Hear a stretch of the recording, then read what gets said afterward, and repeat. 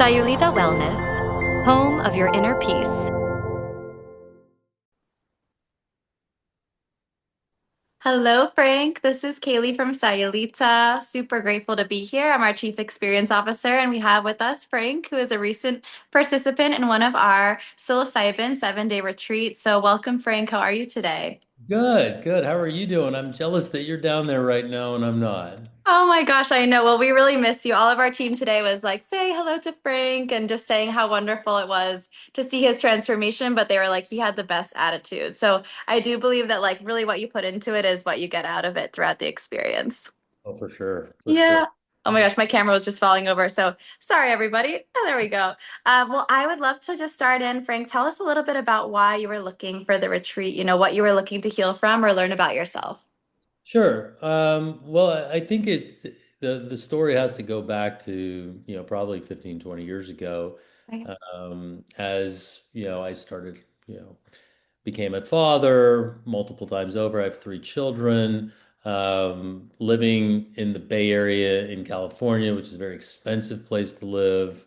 I started really investing in my career, and before I knew it, all my fulfillment came from my career or providing for my children.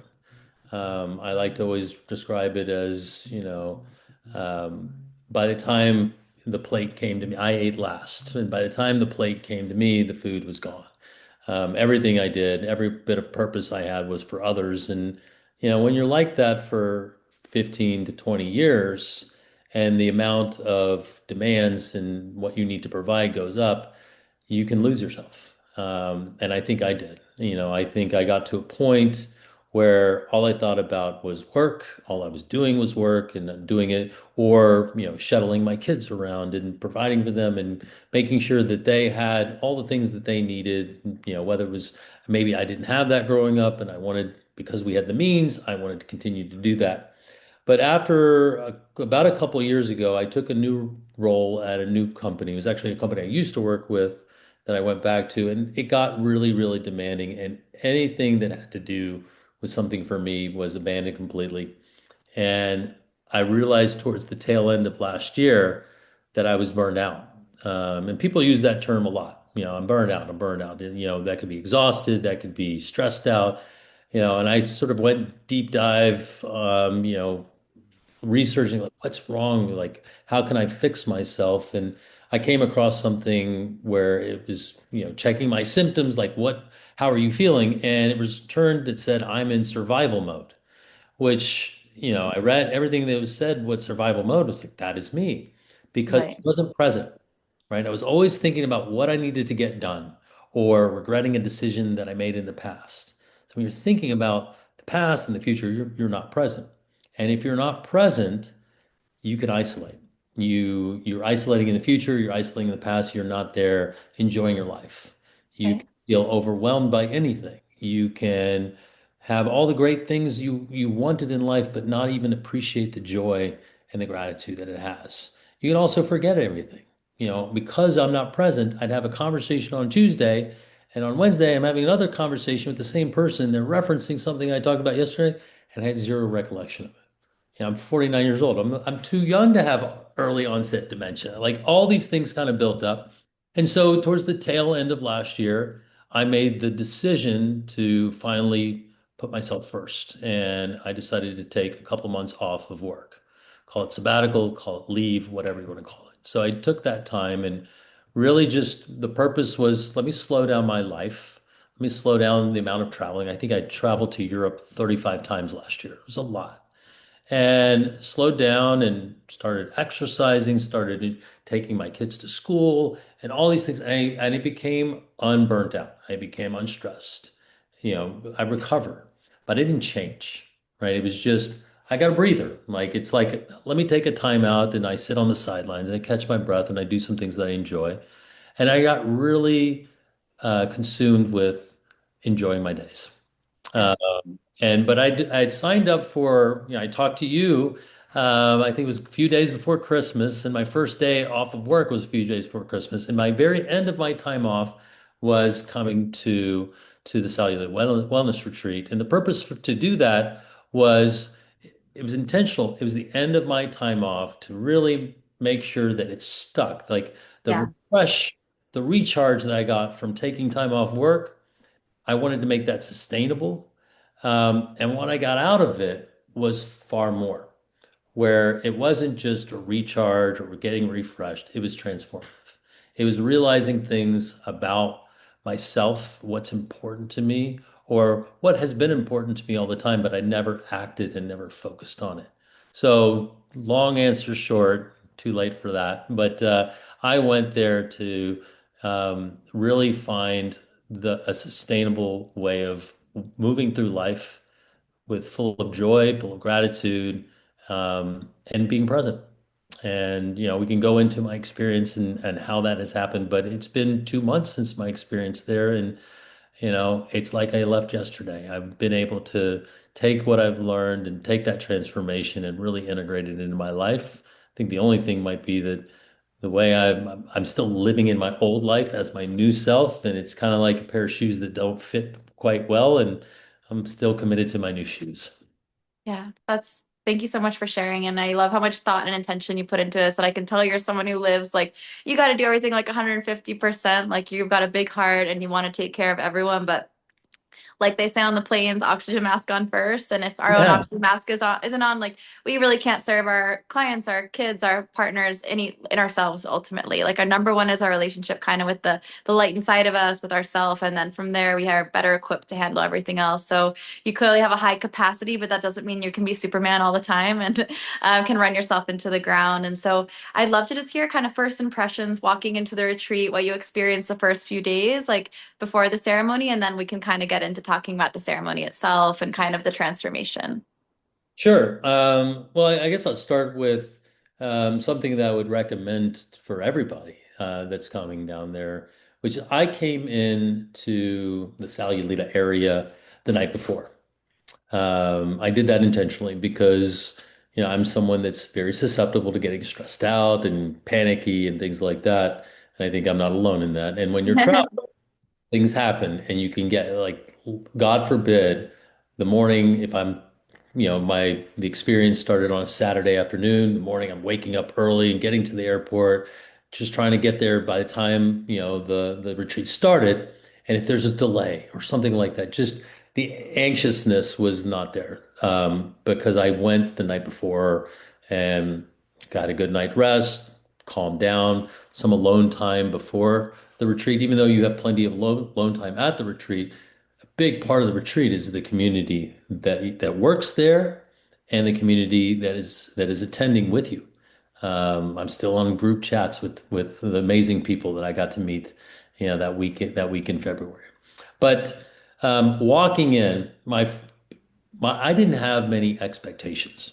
If you had asked me a year ago, the person I was a year ago, talking about energy and spiritual frequency and psilocybin and all of that, I was not the guy to talk to. I was this corporate executive guy where it's like, I grew up in Louisiana, a very conservative, background, and you know, now I live in Northern California, so there's a little bit more diversity and more free thinking like that. But I was still that same sort of rigid person. But I didn't carry any big expectations. I told myself that I'm going to subscribe to the experience. Um, there might be things I experienced in my week there that I don't enjoy. There might be things that I do, but no matter what, I'm going to lean into this. The Right. curated, I mean, I got an agenda of 7 days. It was highly curated of this in the morning, then this, then this, and this. And I said, okay, that's what I'm doing. So whatever it was. When I arrived, I actually stayed at a hotel that they recommended the night before, and actually somebody else was there, waiting in the lobby room at this small boutique hotel. And I was like, why is another person sitting in a random hotel at 1 o'clock in the afternoon with a bag?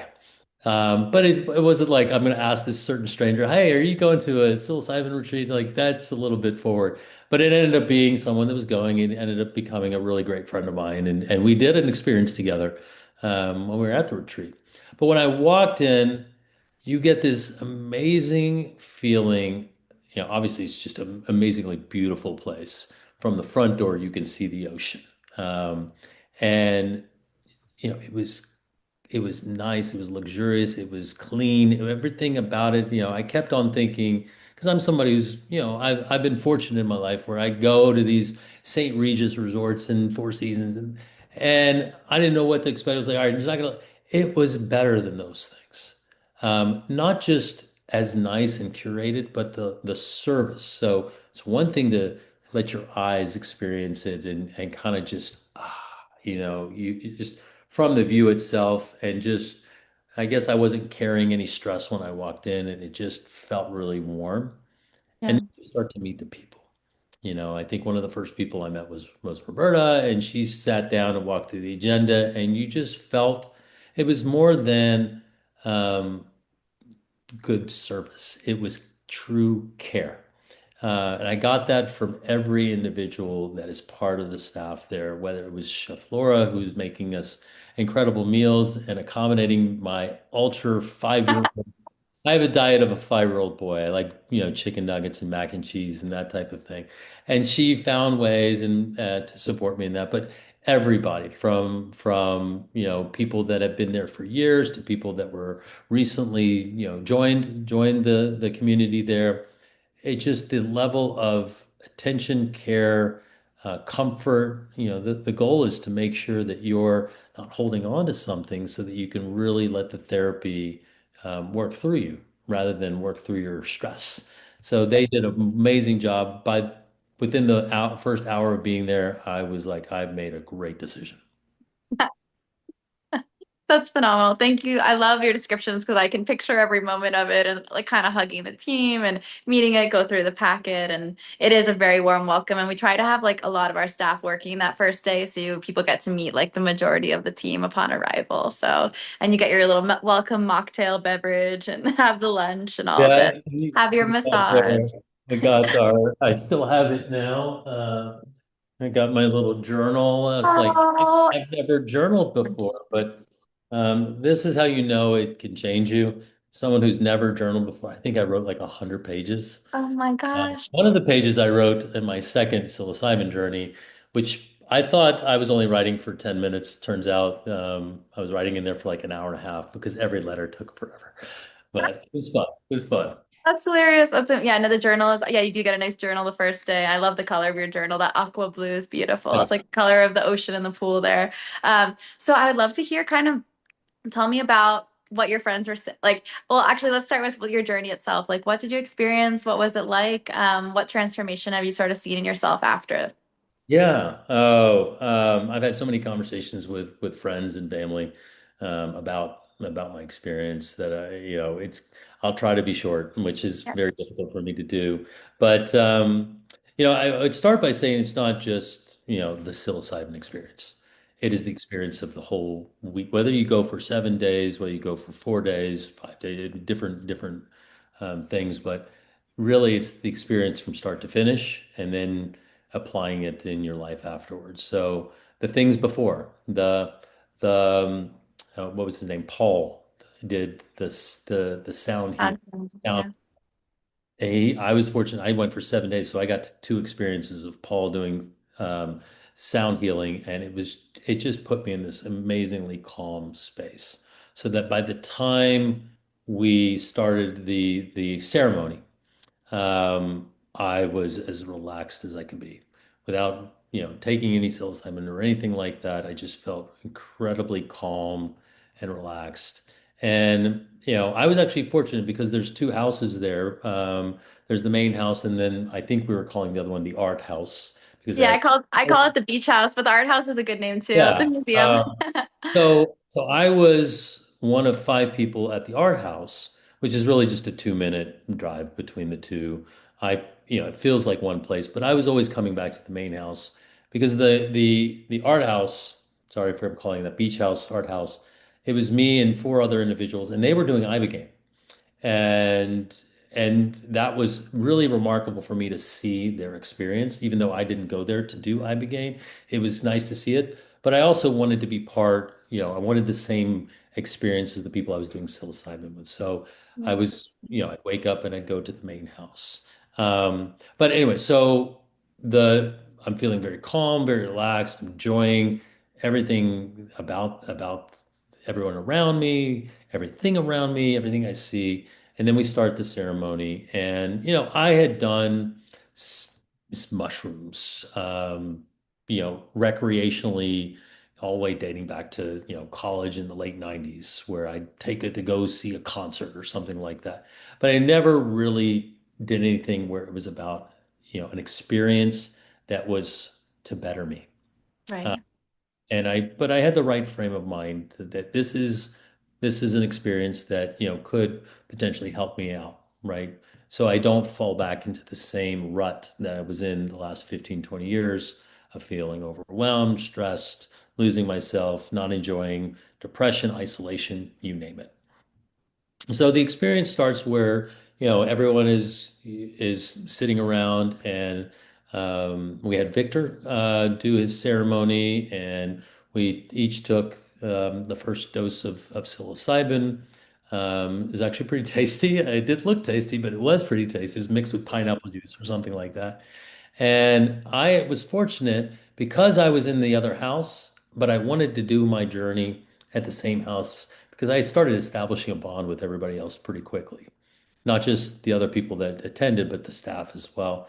So I was fortunate that they set me up right there on the terrace where they did the ceremony.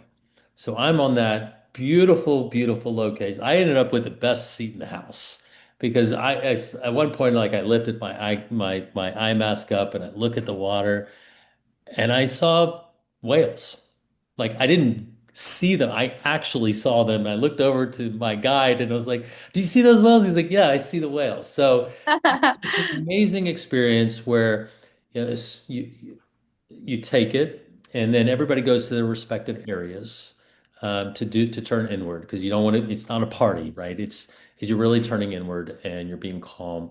So I lay down, and there's a little brisk in the air. This was in February, so it was a little. It was fresh in the air, as Paul would say, fresh. And I had, one blanket over me. And I was like, my body felt cold. I ended up with like 5 or 6 blankets on me. And I am one of those people where, I'm eager for it to get going. You know, Yeah. like, oh, I feel my hands are getting tingly, and like, oh, something's happening, something's happening.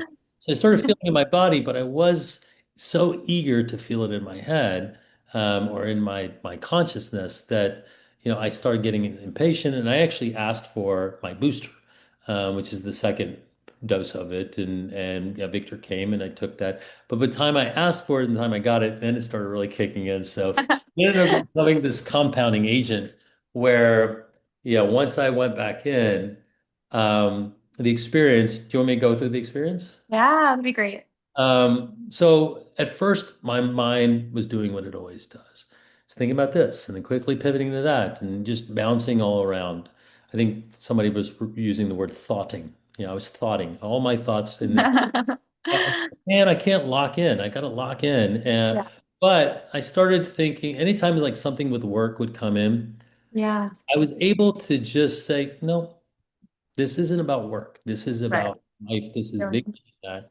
And I could just move it out of the way. I would Right. let it come in because I think a lot of people, especially people with, working in corporate jobs, they can easily just start to ruminate about work. Uh, Absolutely. and I wanted to make sure I didn't waste the experience. So I was able to successfully not think about that. And, it kind of came into two waves for me. The first one was I started thinking of my children.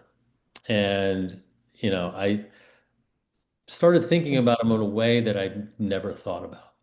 And, I don't ask people like, how is psilocybin really going to help therapy? How help the way you think? And someone actually gave me a pretty good analogy. It's a former neurosurgeon that's he started a software company. He's a good friend of mine. He's done this as well, and he's explained to me. But yeah, as a neurosurgeon, he's explaining it to me scientifically Right. and said, well, he started using these big words from around me. I was like, whoa, give me the science, but don't use scientific words. Like, tell Yeah. me like I'd understand it. And he said something that really made me stuck, and I experienced this. He said, your consciousness kind of is like your vision, where I can see right in front of me. I can see my fingers. I can say I'm holding two fingers up. But if I move my hands over here, I can kind of see it in my peripheral vision, but I wouldn't know how many fingers I'm holding up. Yeah. And I have no ability to see what I'm doing back here. Now we're on a Zoom right now, so I can see my reflection, so I'm cheating a little bit. But he said it's kind of like your vision, except because he was naming this part of the brain and that part of the brain and all of that.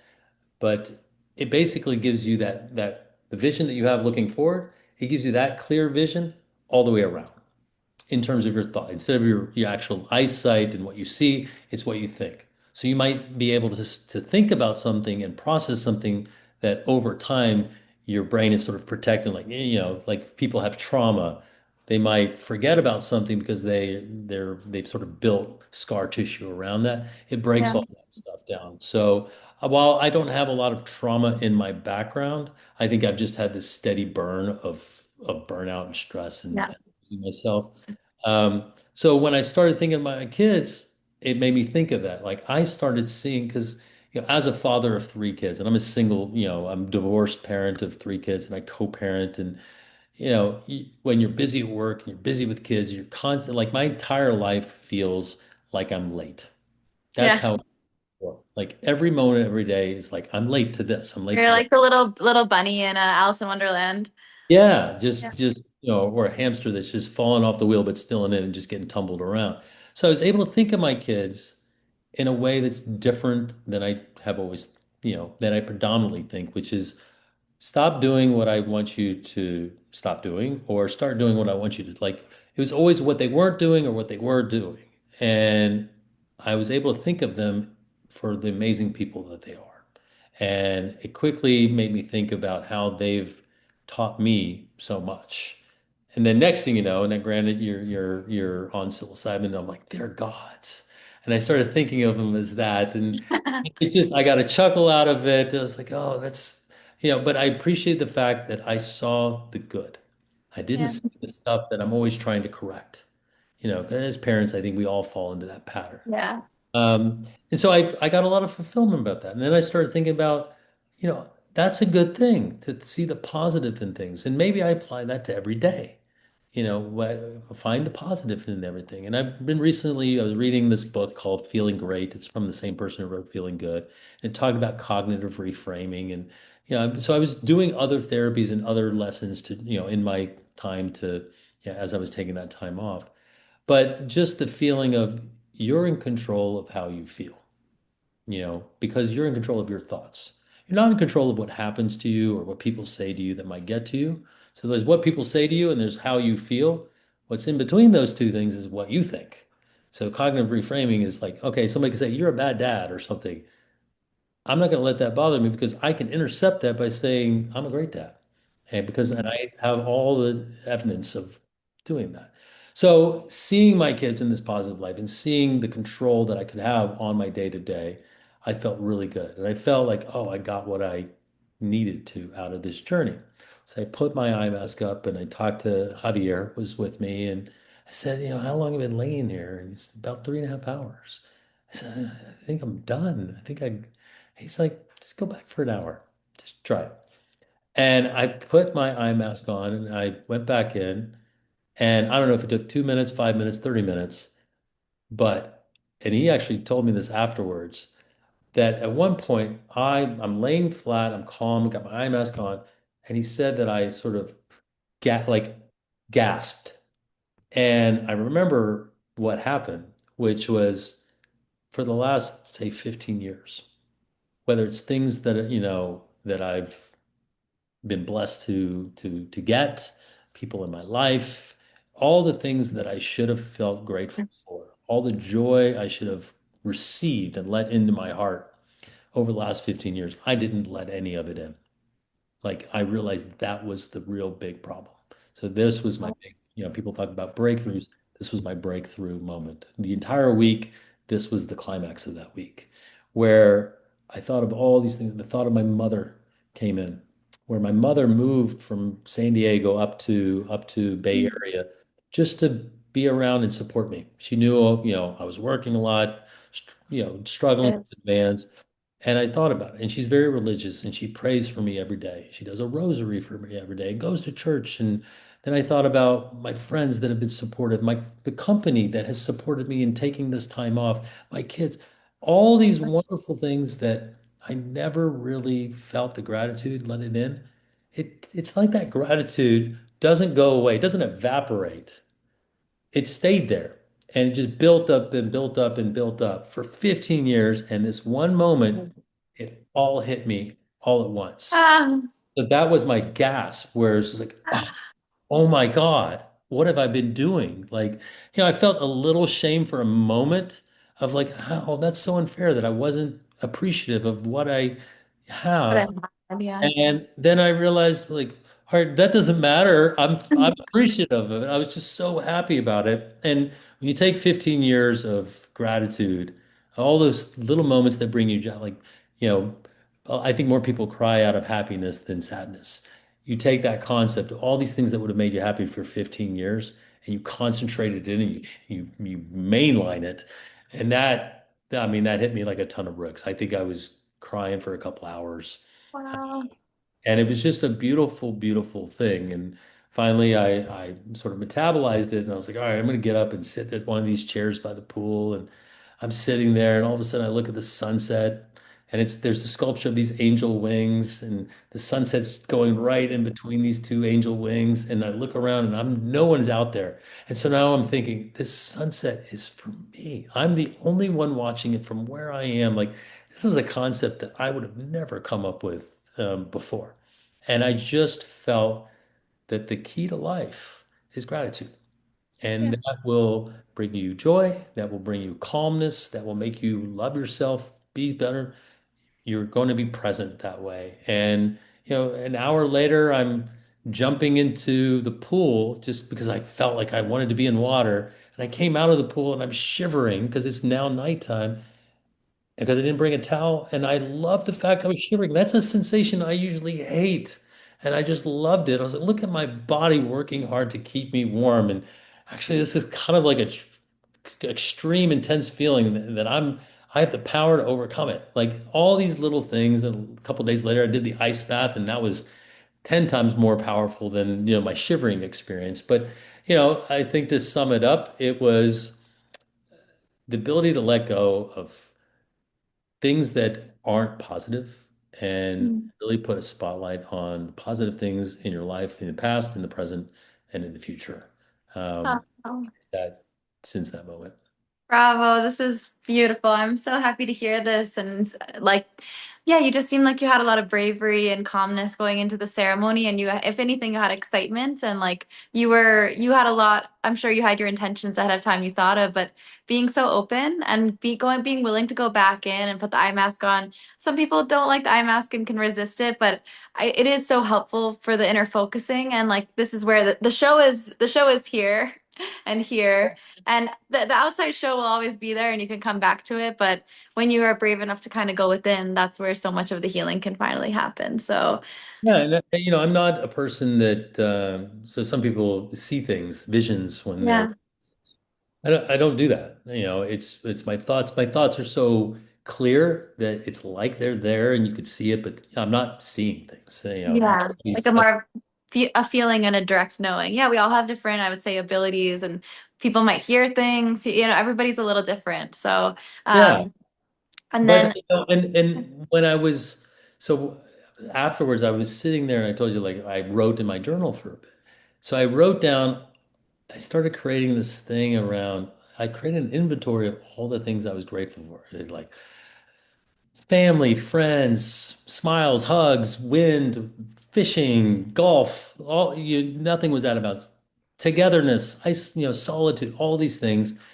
And then, your mind's going, I'm just trying to write stream of consciousness down. And I kept on thinking, like, I've always been like pursuing, like, I want this, I want that.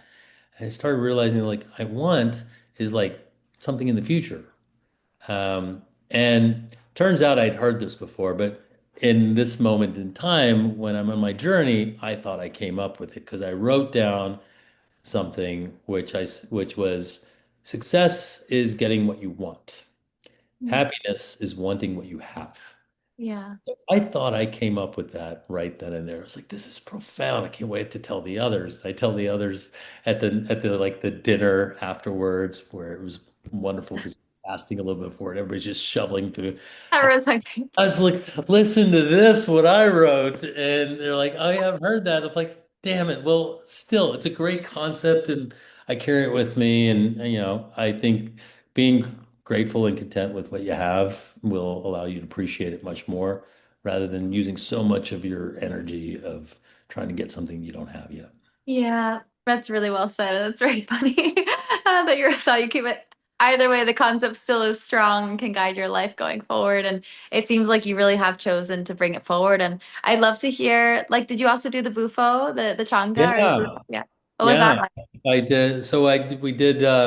So I was there for 7 days, and if you're there for the Saturday, or maybe it's 6 days, but if you're there for that entire time, you actually do two psilocybin journeys, and each one ended with a particular type of DMT called changa, and that one was like a 15-20 minute roller coaster. Um, the Changa I actually saw, like I never see visions. Like I've never, I don't play around with psychedelics and things like that or hallucinogenics.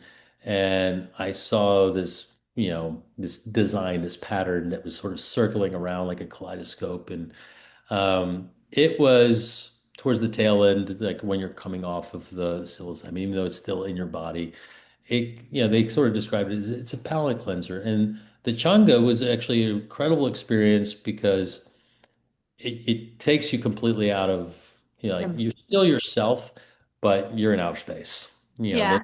Oh, did you have an out of body moment? And I was like, did I have an out of body moment? I took a spaceship out of my Yeah. body That's, into warp speed in outer space. And apparently, outer space is the Amazon jungle as well. Like it's both combined. And you've got Victor and company doing this amazing music that just helps it accentuate it. So I did the Changa the first time and just really just enjoyed it. It just created such a calmness and peacefulness. And at first, like minute and a half is probably pretty intense, like a roller coaster going down that first thrill ride.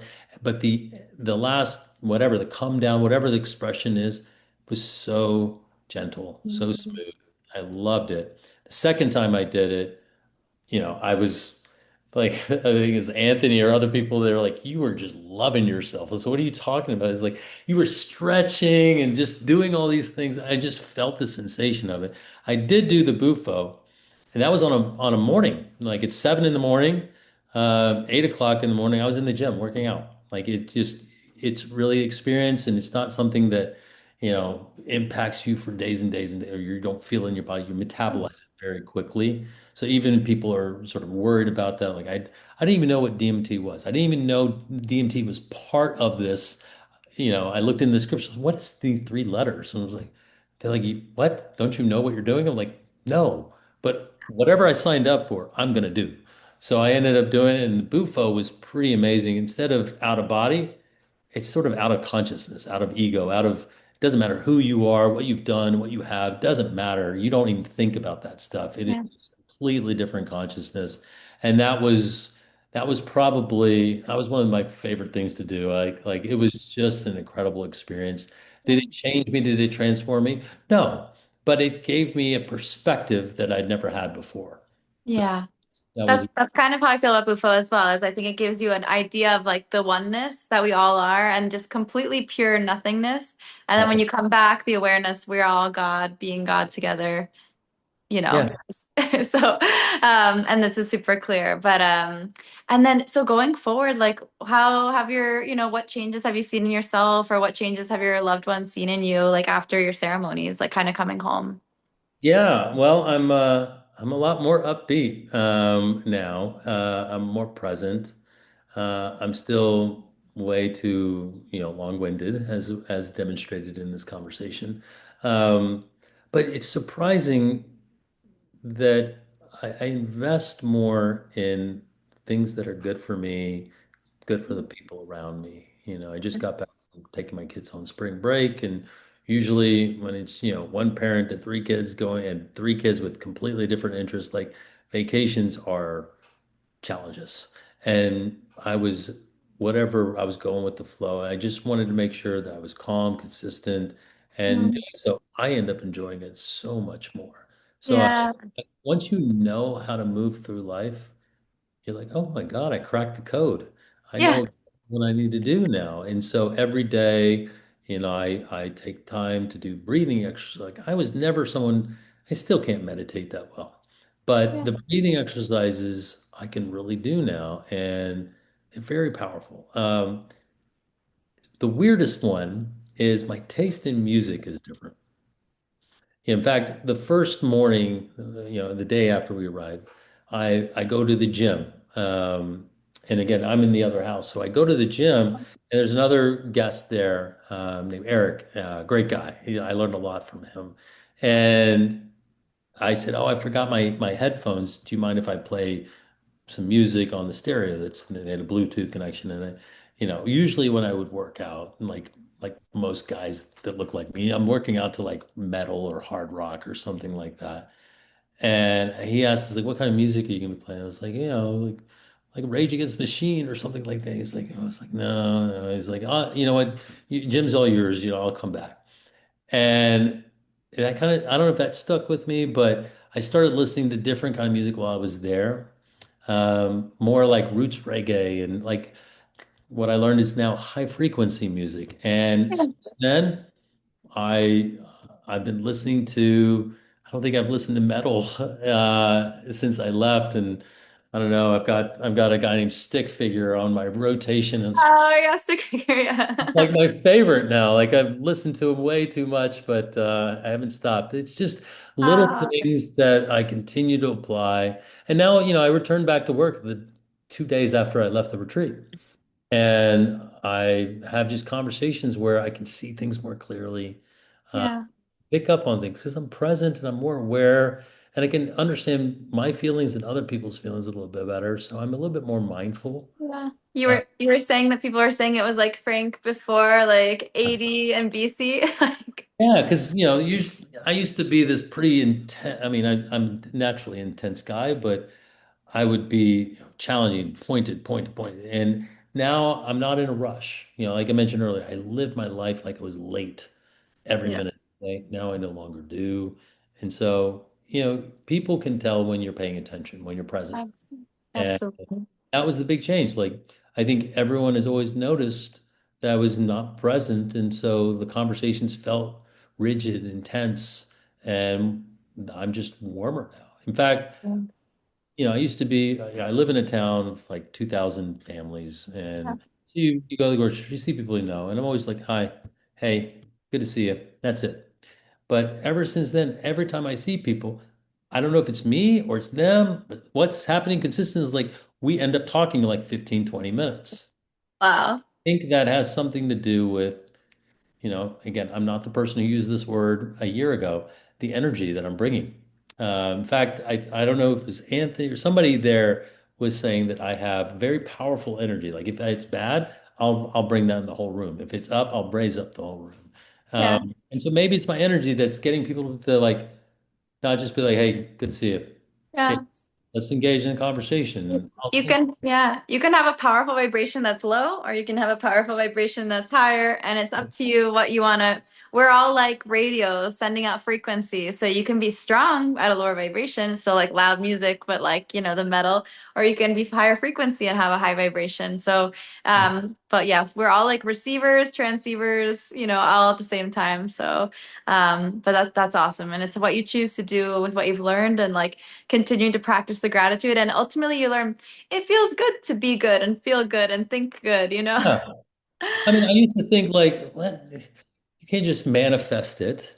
It turns out you can. You can tell your body, "Hey, you're doing great," or you can tell it, "You're doing bad."